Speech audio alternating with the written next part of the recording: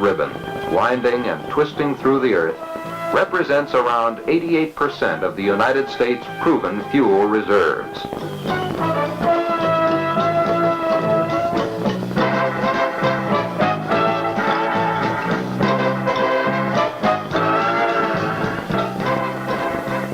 Coal is a fossil fuel, formed over 250 million years ago. At that time, much of the earth was covered with damp, steamy jungles of lush vegetation.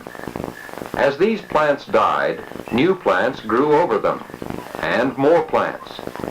The layers of decaying plants on the jungle floor soon began to decompose into peat, which looked much like rotted wood. Then great oceans flooded the land, covering the peat with a thick layer of sand and mud. Finally, the great weight of the sand and mud and water squeezed the soft peat into rock, a rock that burns, called coal. Coal deposits are found throughout the world, but the majority of the known deposits are in the Northern Hemisphere in North America, and in the continents of Europe and Asia.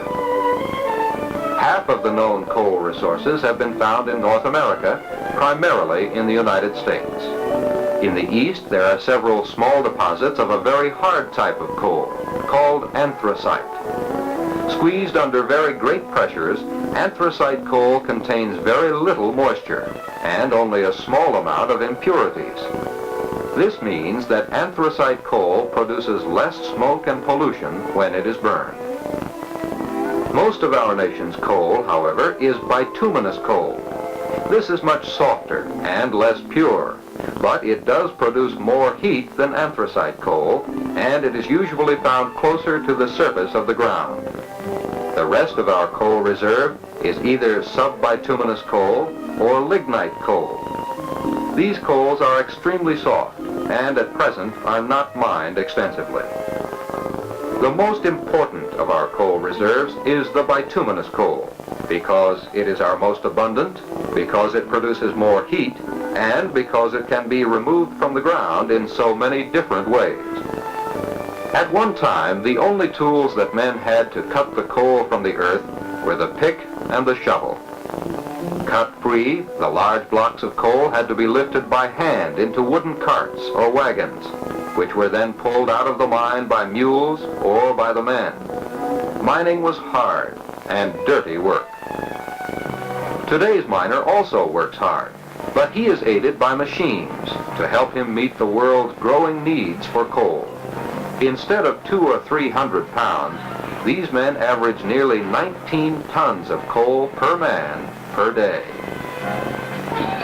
This is the shovel of today, the continuous miner, biting into the hard wall of coal and ripping it free, leaving behind it a continuous stream of coal, speeding to the surface by conveyor belt. Another machine used by today's coal miner is this giant cutting machine, running continuously, much like a huge chainsaw. The cutting machine slices deep into the coal to provide a space for shattered coal once it has been blasted free from the vein. At one time, dynamite was used to blast the coal free, but the explosives were extremely dangerous, often igniting the gases and dust in the mines and killing many men. Instead of dynamite, the miners now use compressed air cartridges. The cartridges are shoved to the back of the hole and then charged with highly compressed air.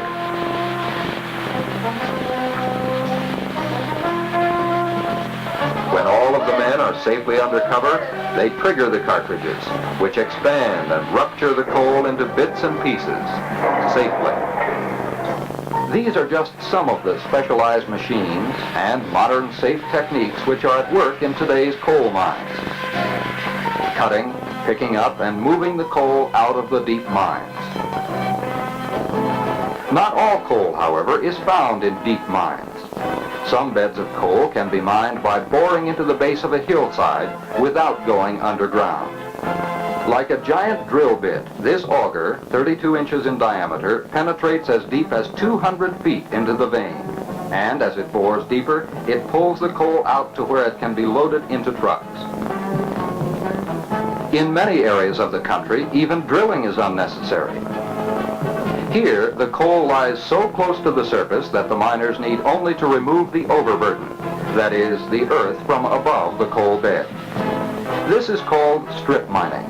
Giant shovels like this one first strip off the rock and soil that cover the bed of coal.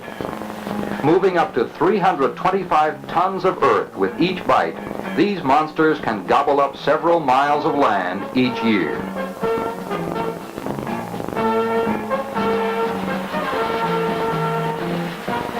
Behind the earth movers, other machinery then breaks up the exposed coal bed, loading the coal into trucks capable of carrying many tons each trip. Nearly half of our nation's coal is obtained by strip mining. What happens to this land when the mining is completed? Sometimes, particularly in older mining areas, nothing has been done. Poor and inconsiderate mining practices have left the land torn and useless. This destruction, however, is not necessary. In most strip mining states, regulations require that the land be reclaimed. It is usually graded, then reseeded to cover the scars of mining. In other areas, most mining companies have now assumed this responsibility themselves to either replant the land or to convert the mines to public recreational areas for boating and fishing. This reclaimed land indicates changing attitudes, recognizing a finer balance between industry and a respect for the ecology. The transportation of coal is an industry in itself, for often the coal must be moved several thousands of miles from the mine. This coal, for example, may be on the way to Italy or Japan or any number of countries of the world. Within the country, coal may be transported nearly the full length of the Mississippi and Ohio rivers, across the Great Lakes, or by way of other major waterways of the United States. Each of these barges can hold as much as 1,000 tons of coal, and sometimes a single tow of such barges can move as much as 30,000 tons downriver. But nearly 70% of the nation's coal is moved by rail. At the destination, the coal is often dumped directly onto conveyor belts to save time and handling. This, too, is coal on the move. The coal has been pulverized and mixed with water to form a slurry, a kind of coal soup. The soupy mixture is then fed into large pumps, which push the slurry to where it is needed. Transported by pipeline, the slurry is burned like any other coal, and surprisingly, this mixture does not have to be dried out before it is used. Here is still another example of coal energy on the move. Coal energy converted to electricity. Several electric companies have built their power plants at the mouths of coal mines, eliminating the expense of transporting the coal over great distances. The coal moves directly from the mine to the furnaces. A little more than half of our nation's electric energy is created through this process. The coal is burned, heating gigantic volumes of water, turning the water to steam. The pressure of the steam is then released into the generators, causing them to turn and generate electricity. Electricity to power our air conditioners in schools and businesses.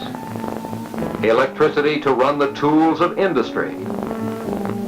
And the electricity that allows us to see throughout the night. But by day, we can also see that there are certain disadvantages in using coal to generate our electric needs.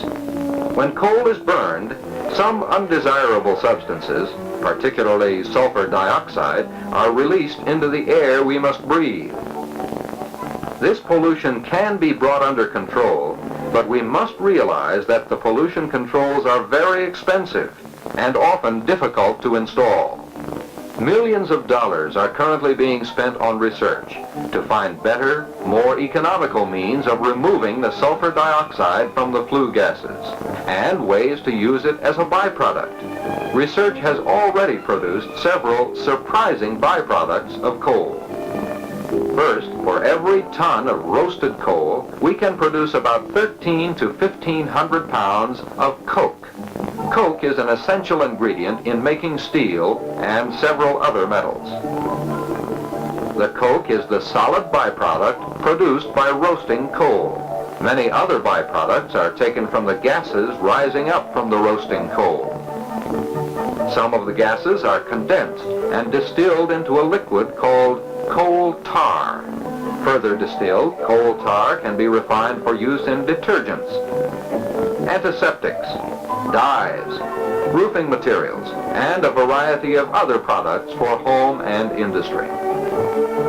Another liquid condensed from the gases of roasting coal is called light oil. The byproducts of light oil are used in varnish and linoleum, printer's ink, herbicides and motor fuels, plastics and nylon, and in making preservatives for food such as ice cream. Another byproduct of roasting coal is ammonia. You have probably used ammonia at home when you help wash the windows. And the farmer who grows the food you eat probably applies ammonia to some of his crops to speed their growth. Finally, there is still one other major byproduct of roasting coal: flammable gas. Actually, the gas that rises from roasting coal is flammable. But when burned, it is not hot enough to adequately cook your food or heat your home. However, several major coal and petroleum companies have been working together to increase the heat capacity of this abundant gas, so it will work in stoves and furnaces. And so coal has perhaps come the full circle, for it was once the hard rock coal that heated the homes of America. And now, with the turn of a valve, coal may again become a major source of heat. This is coal, a solid, a liquid, a gas, a source of electricity, a source of heat, and a major industry.